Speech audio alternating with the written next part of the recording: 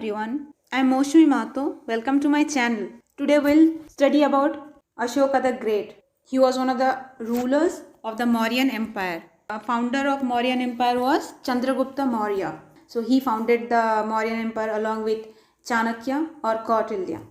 After Chandragupta Maurya, his son Bindusar was the next ruler, and Ashoka was the son of Bindusar. That is, Ashoka was the third ruler of the Mauryan Empire.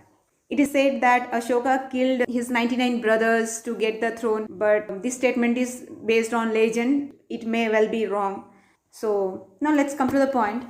Ashoka, he was the first ruler who tried to take his messages directly to his people. How he used to take his message directly to his people? Through inscriptions. He used to inscribe his messages on rocks, on pillars, and these rock edicts and pillars were placed in public places so that everybody of his kingdom can read these messages and directly get the message of the king.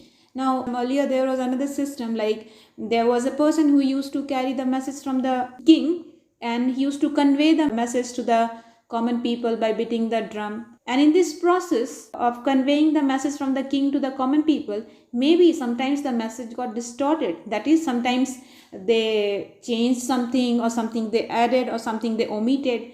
But in Ashoka's system, this was perfect. He was sending the message directly to the people through his inscriptions, that is rock edicts and rock pillars. Now, how these people will understand if the language of his messages were not the language of the common people? So Ashoka used the language of the common people, and at that time the language of the common people was Prakrit. So his inscriptions were written in Prakrit language, and the script he used was Brahmi script. Okay. So now there is a question.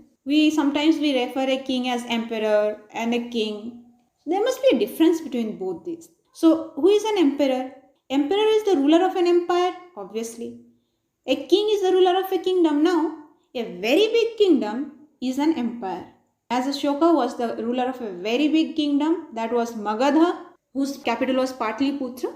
So he was an emperor. Now, other important cities other than Patliputra of Magadha Empire was Takshila and Ujjain. And Takshila was the gateway to the northwest and central Asia. What does it mean? Gateway means through Takshila, people could go to these places, northwest and central Asia. Where is Takshila situated? Takshila is situated to the northwest of India. At present, it's in near Kashmir, it's in Pakistan. Okay, now Ujjain, another important city. It lays on the route from North India to South India. And Ashoka's inscriptions were not only written in Prakrit language and Brahmi script, but in some other parts of his kingdom, like in the northwest part, they appeared in Aramaic language and Kharoshthi script. And in Afghanistan, yes, Afghanistan was also a part of the Mauryan Empire at that time. So in Afghanistan, his scripts were written in both Aramaic and Greek scripts and languages. Okay, now as we say, Ashoka was an emperor, means ruler of a huge kingdom. So how he managed his kingdom so effectively and so successfully? Now, his different parts of his kingdom were ruled in different ways. Like Patliputra, the capital city of the Mauryan Empire, and places around it were directly under the control of the emperor. How it was directly under the control of the emperor or the ruler? Like he appointed certain officials, and they were given the responsibility of collecting taxes from farmers, herders, craftspersons, traders. Okay. So how he controlled so many officials very effectively? His administrative system was very strong.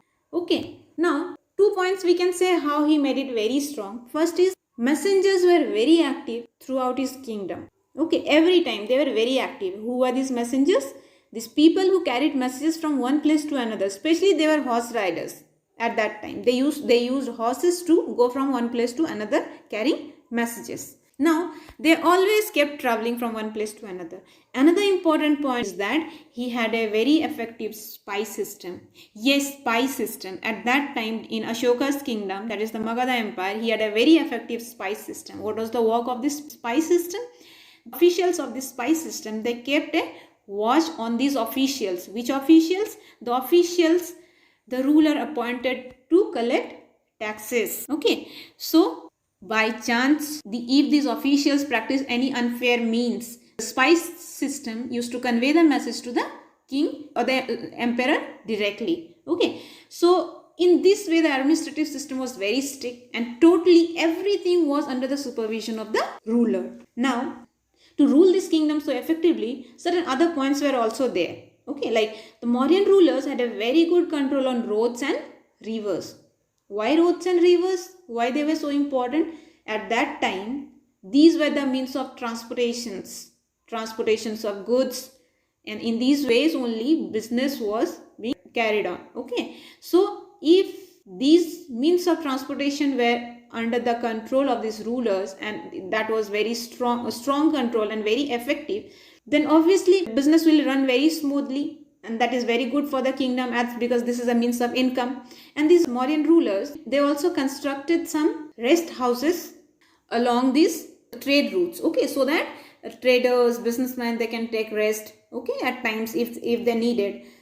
Now, Ashoka, he was the only king in history who gave up war. Gave up war means after the war of Kalinga, that is present state Odisha, he gave up war. He did not fight any war for conquering any territory. We'll read about this and why he gave up war and he practiced Dhamma, that is Dharma in Sanskrit. Why he practiced that? We'll read about this in our next video. Now, I have a question for you people. Do answer this question in the comment section. What is the present name of Patliputra, the capital city of Magadha Empire? Thank you for watching. Keep studying. Stay blessed.